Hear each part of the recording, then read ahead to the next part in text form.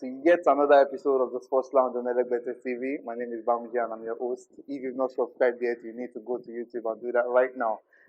First of all, before we start, we need to say big congratulations to the Gypsy King, Tyson Fury, for beating Deontay Wilder, and also a big congratulations to one of our very own, Toby Dada, on predicting that outcome. Jesus was the savior for Manchester City this past weekend, and Jesus said, anytime 2 or 3 people are in my name gathered to talk about me, will be there. Well, Gabriel, Jesus is not here, but I have some brilliant minds here who would give us some tactical analysis on how that game went out. First off is the most gifted, as I call him. It's Stevie. How are you doing? I'm good. It's nice to be here once again. Once Thank again. you for having me here, and I hope it will be a wonderful show. We loved having you the last time. Yes, Nice to I have like you me. here. I like me. It's a wonderful gathering of very wonderful football minds. It's good to be here. Also, the man, I'm sure you won't be doing some mentoring today. You're a bit happier today, Jimmy. Yeah, Jimmy, how are you doing today? I'm doing quite well, thank you. And finally, Precious Omosuri. Precious, how are you doing today? Fine, thank you. I love the attire, by the way. Thanks, man. Well, let's get into it. As I was talking about Jesus, the game against Manchester City and Leicester, it seemed it was going to be a draw, but Mahrez at the end made a very darting run and assisted Jesus after he just brought in for Aguero. How was the game for you? Want your tactical view of the game? First off, I think that it was a very compact game. Both managers set up to contain each other. So if you look at the setup, it was very, very similar. Rogers would normally play a 4-2-3-1, but in that game he played 5 at the back. He had Fuchs join Sonyuko and Evans in the center. Sorry, did you think he was copying Soldier there? Please, Babiji, please. I'm sorry to say, but you know this is not the first time Rogers is using 3 at the back. He tries to use 3 at the back just to counter the effect of having other midfielders in the opposing team. So there was 5 at the back for Leicester. There was normal 4 at the back for City. So he had Chilwell and Pereira bombing forward a lot in that game. They were the ones that were creating the chances, and he had 3 people in the midfield. So City had 3 people in the midfield. They had Gundogan, they had Rodri, they had De Bruyne, and then Leicester had Tielemans, they had Madison, they had Pride. So the midfield was very compact. So it was a very compact game throughout. But I think that on the overall, City shaded it. They had more chances. They had more attempts on goal. But I feel like the outcome would have been different if Jamie Vardy had converted that first chance he got. It was very early in the game, he got the chance, and normal Jamie Vardy, you expect him to put it in. But since the birth of his daughter, I don't know what's going on with Jamie Vardy. But it was a very compact game. If you look at the amount of chances that was created, it was 10 shots on a goal for City, 8 for Leicester. So it was fairly balanced, but City won it on the day. I also feel like, again, because of the whole VAR controversy in the league, there was another controversy in the game when Madison's free kick struck De Bruyne's hand. And to be honest, if we're going by the precedence of what VAR said this season, that should have been a penalty. It was very similar to the penalty that City got, and they got the penalty even though Aguero missed it. And sorry to all FPL people, I'm very sorry. Captain Aguero, but sorry. Are you part of it? It was sad because he was my captain. Also. We go again. Yes, 0. But if City could get that penalty, then why wasn't the one for Leicester not given? So you wonder why it wasn't given. Also, I felt like City's front men, apart from Mahrez, they were very poor on the day. Aguero had some chances, and you'd expect that normally a normal Aguero would have finished it off, but maybe he's getting old and he needs to be replaced. I'm glad you brought up 2 major talking points, which Precious and Jimmy will actually extend further. But just before leaving you on the tactical view of the game, how much did Leicester miss Ndidi? Because there's no way Mahrez is going to make that and someone like Ndidi is on the pitch, or even Chowdhury for Leicester. So how much was the key in missing those 2 players? I think that was one of the reasons why Rogers played 3 at the back, because he missed Ndidi. There was no screen for the defense, so he needed more men in that defensive role to play with the 3 that he put in the midfield, so that there will be a lot of ball winning from City players. But if Ndidi had been there, they'd be able to push Tielemans a little further. Because if you look at the game, Tielemans and Pride were probably holding the midfield. But normally Ndidi plays alone there, or sometimes we shout Chowdhury. But Ndidi was a very big miss yesterday, because he would have been able to intercept some of.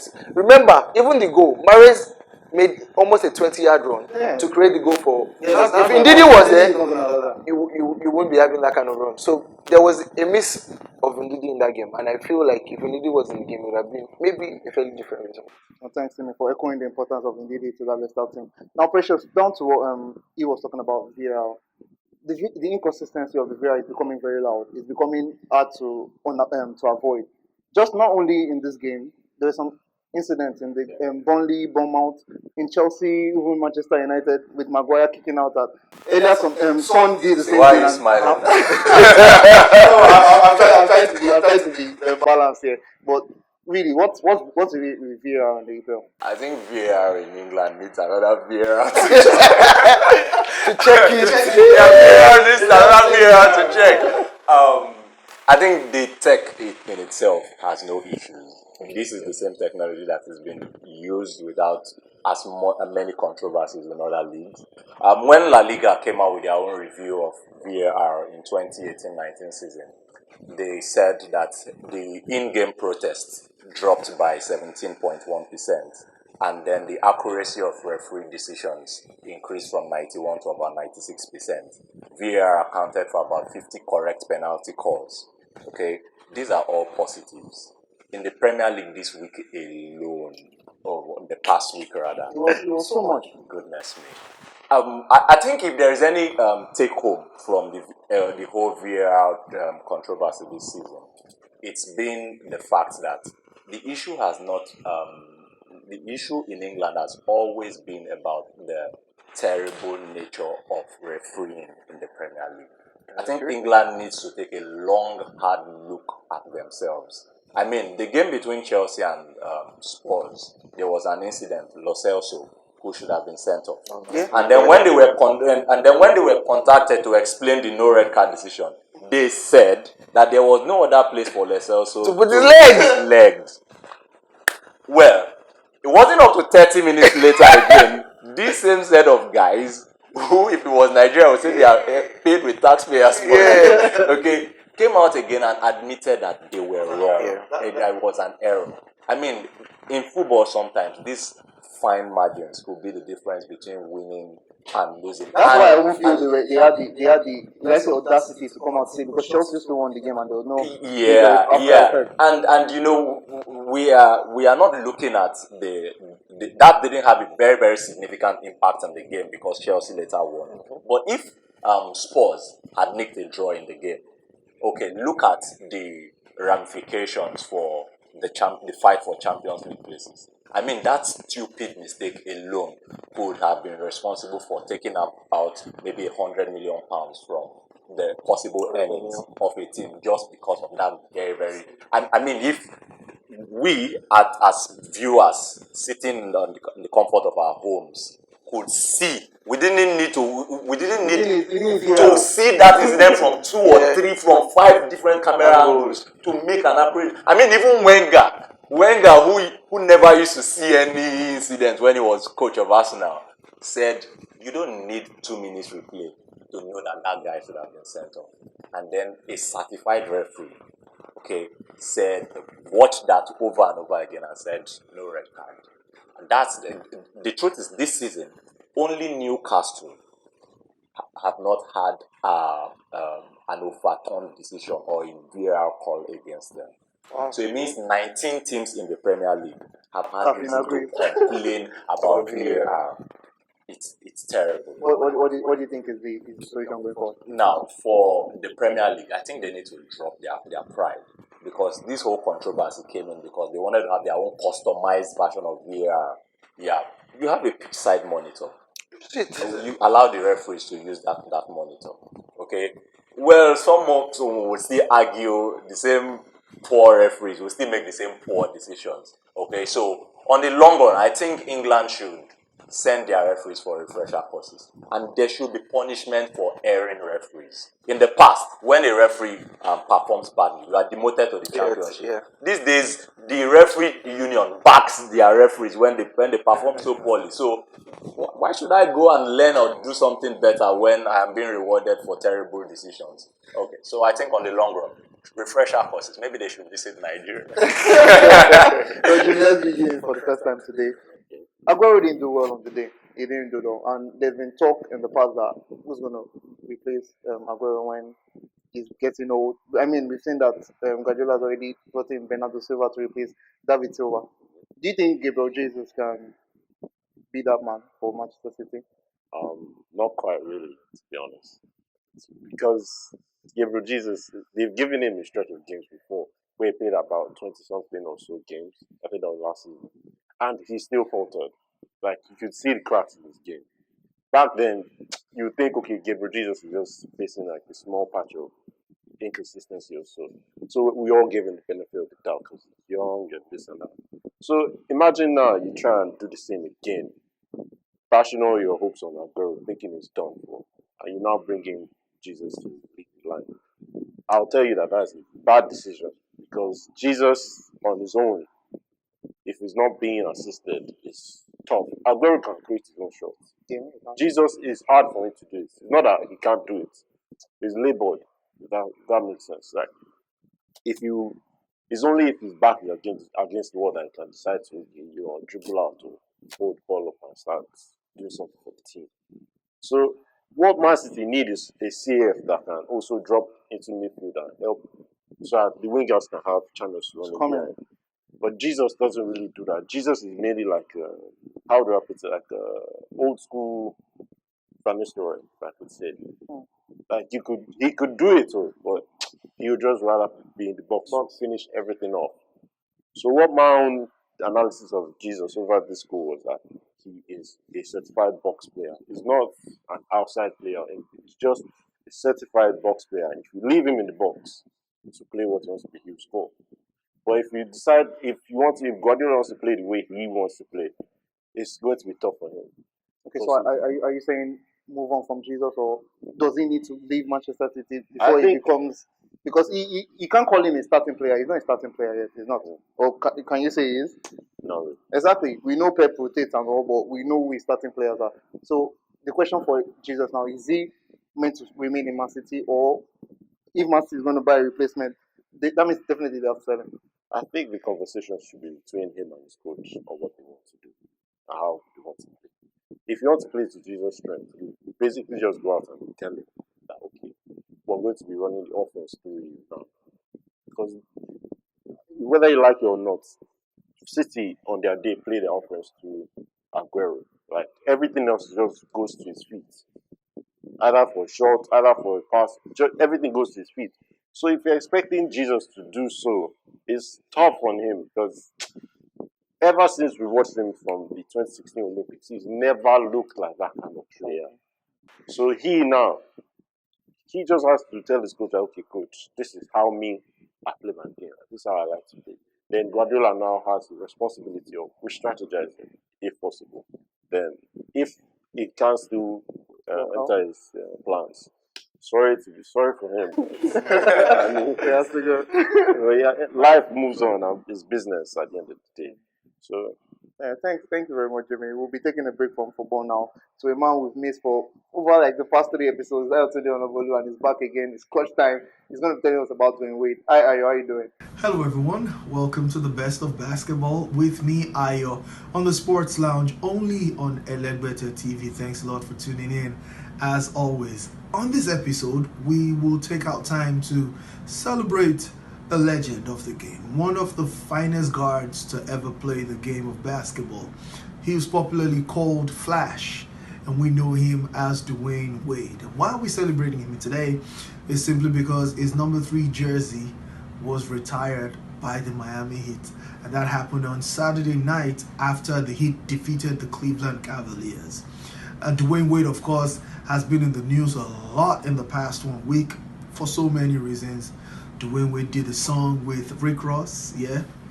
Dwayne Wade also came in for criticism at the All-Star game, or the All-Star Saturday night in particular, when he gave Aaron Gordon of the Orlando Magic a 9 on his final dunk, which he did over 7'5" tackle fall of the Boston Celtics. And a lot of people felt if Dwayne Wade if he gave a 10, well, maybe Gordon could have won the tournament, but instead he lost to Derrick Jones Jr., who happens to play for the Miami Heat, where Dwayne Wade became a legend. Also, he was in the spotlight so much because he offered support to his transgender child, Zaya. And a lot of people said, come on, man, that child's only 12. When did 12-year-olds start to make decisions of their own? You could have just guided your child in the right path and let the child know that if God created you this way, this is who you're supposed to be. But some other people also came out to support him and say, man, he's a good father and all of that. I'm not even going to get into all of that. We're going to focus on the basketball side of things. Dwayne Wade played 16 seasons in the NBA after being drafted 5th overall by the Miami Heat in 2003. He won his first NBA championship in 2006, just his 3rd season into the league, and was named Finals MVP. He added 2 more titles in 2012 and 2013 after teaming up with LeBron James and Chris Bosh. And so in all, Dwayne Wade won 3 NBA titles, won 1 NBA Finals MVP. In 2009, Dwayne Wade was a scoring champion. To add to that, he played 13 All-Star games. Whew, an incredible flash. Finished with averages of 20 points, 4 rebounds, and 5 assists. In addition to that, he was voted 8 times. He was selected into the All-NBA teams, twice in the first team, 3 times in the second team, and 3 times in the third team. 3 times he was named into all defensive teams. He was a complete player on both ends of the floor. And so number 3 jersey joins the rafters in Miami alongside guys like Shaquille O'Neal, Alonzo Mourning, Tim Hardaway, and of course Chris Bosh. Dwayne Wade will go down in history as one of the greatest shooting guards. And I'm looking off the top of my head, he has to be in the same conversation with guys like the GOAT, Michael Jordan, and then Kobe Bryant, the great of Los Angeles. And then, of course, you have Flash amongst, other shooting guards who had incredible careers. Miami will miss him. Of course, he did not only play in Miami, he also played in Chicago. He played in Cleveland before returning to Miami to hang up his sneakers. But Dwayne Wade is going to go down as someone we should celebrate. I'm glad that this is happening while he's still alive. Without question, Dwayne Wade is going to be a first ballot Hall of Fame. He had congratulatory messages, and the most important one had to come from pretty much his best friend LeBron James. And I like the fact that in his speech, Dwayne Wade paid tribute to the late great Kobe Bryant. So hey, I almost forgot, but Dwayne Wade also won an Olympic gold medal in Beijing for the United States of America. What a career we can learn a lot from. And I'm so glad on this show that we are taking time to pay tribute to one of the finest to ever do the sport. Some of my favorite moments of Dwayne Wade, apart from beating Dirk Nowitzki and the Dallas Mavericks in 2006, I remember him dunking all over Anderson Varejao of the Cleveland Cavaliers. I remember him dunking all over Kendrick Perkins then of the Oklahoma City Thunder. I remember his buzzer beater against the Golden State Warriors in his very last season playing basketball in the NBA. I don't know what your favorite Dwayne Wade moment is. You can go down below in the comment section and let us know exactly what you think, and tell us what you think about the man Flash. And that will do it on this episode of The Best of Basketball with me, Ayo, on the Sports Lounge, only on Elegbete TV. Don't forget to subscribe, to follow us, to like us, and to drop your comments and share. Let everybody know that this is happening at this time. I'll be handing you back to the guys in the studio to take this whole show to the next another level. And until next time I come your way, you know how we do it. It's clutch time, baby. Peace. Thank you very much, Ayotunde. It's so nice to have you back on the set with us on the show. Now moving on to La Liga, we've spoken a bit about EPL. Jimmy, I saw the smile when you walked in. You don't have any issue to rant about today. You told us that we should calm down, that Barcelona's going to get there. And yeah, after a couple of games went your way, you are there. How did you see the games for both Barcelona and Real Madrid this weekend? If I have to talk critically about my team, the first half was quite slow, but I understood the gameplay because usually Ibar throughout the season they're a high press team. So for you to beat a high press team, you don't need to start running towards them too. You need to also sort of draw them out of their natural position. So I think I knew why Kiki Setien did it. So I commended him for that. But throughout the game, I just felt like, okay, we had it under control. It's just that I wanted it to be cool. You can't get matches at 200 miles per hour. It's not FIFA or this. You can't. Like, these are real life human beings, so they can't just be running 2-4-7. So I understood why they needed to conserve their energy and also play that way. And it was perfect display of control and composure throughout the whole game. So, so when Messi bagged his first half hat trick, I was just laughing because prior to that match, that day, someone was arguing that what's wrong with Messi now? 4 games in a row, he won't score. I said, see, guy, watch him play today. He scored the first goal. I said, no, this man is not ready to stop. Because the way the first goal happened, it was like film. Like, yeah, I'm not joking. I was seeing his tweets as the goals were going in. Right? more. Like, give me more. Like, he just beat someone out of nothing. Like, I wasn't even expecting anything to come out of that first goal, but he scored it. Then the second one came. I just said, no, this man is not ready to stop scoring today. Second entered. Then the third and the fourth for what's it called, from Braithwaite's cross, which is also very good positives from the game because. And also, I have to take note of one thing that Kike Setien did that gave me heart attack. When he brought on Samuel Umtiti for PK, and Umtiti is also on a yellow card. Lenglet too is on a yellow card. Either one of them picks up a yellow, and they miss the El Clasico, and both of them successfully didn't get a card. So I was quite happy on that note. But also, it showed that the midfield that we have right now, they're starting to pick up steam. Like, you could see, once the Jong entered, it didn't even look out of place. It didn't even look, let me try and be balanced against myself. The game was already, it came to him once we entered the pitch. Same thing with Braithwaite. Like, I didn't even believe it. Like, who is this guy running to? Next thing, I just noticed this guy has very, very sharp touches and all. So, I was quite happy with the performance at the end of the day.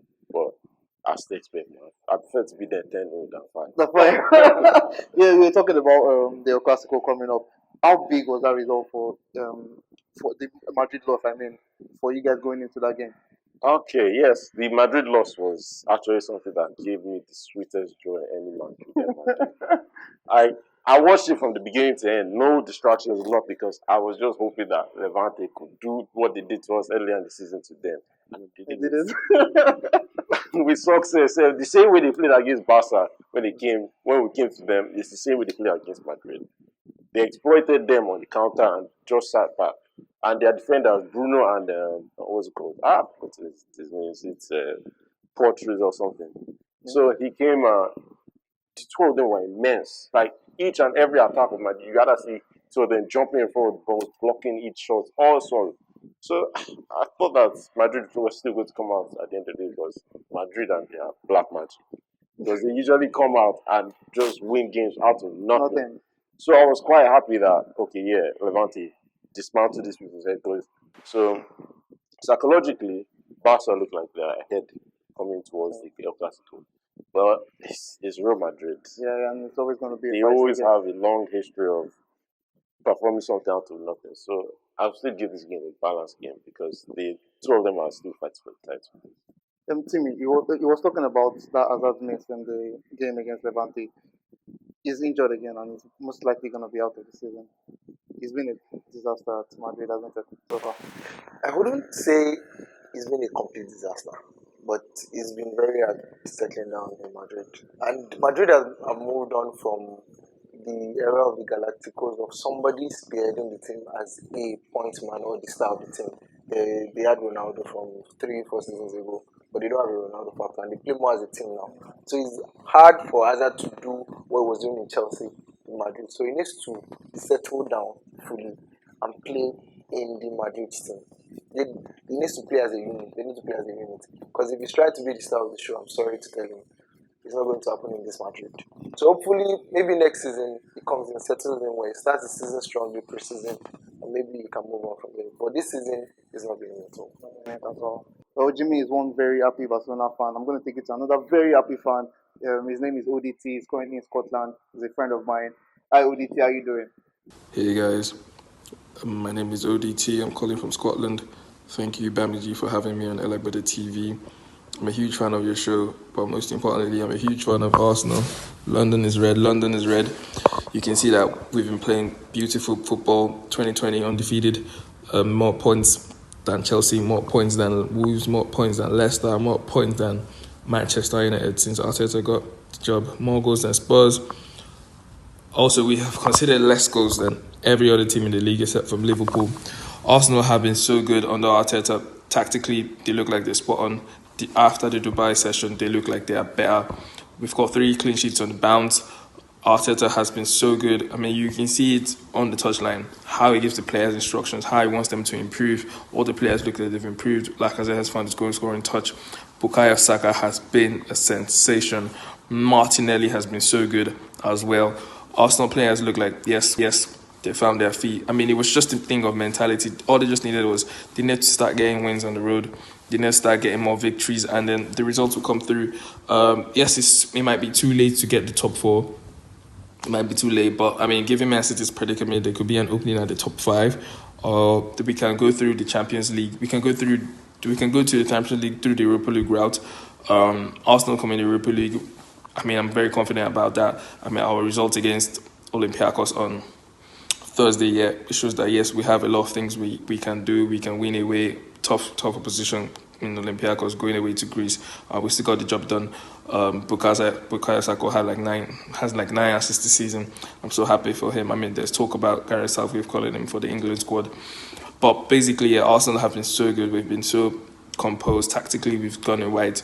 We can't pass out from the back. I mean, under Emery, passing out from the back looked like we were always playing a Russian roulette with full clip. We were so suicidal. But nowadays, we've got it going on well. Thank you very much, ODT. Now, Timmy, you being a young player specialist, although Saka was not part of your ones to look out for, how well is Saka doing? I think Saka has been playing, even under Emery, he played some games for us now. Against Man U, you saw him in the game that we won 2-0, so you saw him shine. But the opening at left back has opened a new possibility for him. And let me tell you, Saka has thrived really because Shaka has done a wonderful job in covering the left anytime Saka goes forward. Saka is a player that you can see the potential. He's going to grow. I believe he's going to grow. And he's not going to be a left back forever. He's going to go. You saw the assist for Lacazette in the Europa League game. It was massive for him. I feel he's somebody that can pick up passes and do well if he's playing as an inside forward. So I believe that Saka is going to be very huge for Arsenal in the future. But for now, let's keep our feet to the ground and expect that he will learn under Arteta and grow to be a fantastic player. Obviously, he's not going to play left back for a very long time. He's not going to play. I don't think that he's going to be a left back. I don't think that he has the honors to be a defender. You can see that every time he plays, he's always trying to bomb forward and get into the byline and cut the ball back for a striker, or get those intricate passes in the box, just in between the striker and the goalkeeper, so the striker can finish. Like the assist for Lacazette. If Lacazette had touched the ball with any part of the body, it would have been a goal. So I think he's going to play further forward, maybe left forward or left winger or something. But as a left back, I don't think he's cut out to be a defender. I don't think so. Maybe as a wing back, maybe, but not as a left back. Thank you very much, Jimmy. I'm going to ask you a question. I'm going to lead to the final question, which I would ask Precious. Bukayo Saka is obviously a Nigerian name. Why are we not getting this guy? Why don't we get them when they're young? Why is it when they're almost on the brink of success? That's when you start hearing that Nigerians should have gotten this guy. Why? Well, I mean, this is something that has been happening from history now. Yeah, for a long time now. Since 1980s, with the whole John Fashionable and his brother issue. Like, drawing English players that are Nigerian descent to Nigeria is a task. I'm not even being Disney from Gabi Agbola all to the names, even the latest Tammy Abraham. Like, you can see that they want to play for Nigeria, but when you now have England on your CV, it's different from having Nigeria on your CV. Sure. So they also have to say, you know what, it depends on your mentality. Like, do you want to build with your nation, or do you want a finished machine that you can also try and improve? Thanks so much, Jimmy. Thanks on that.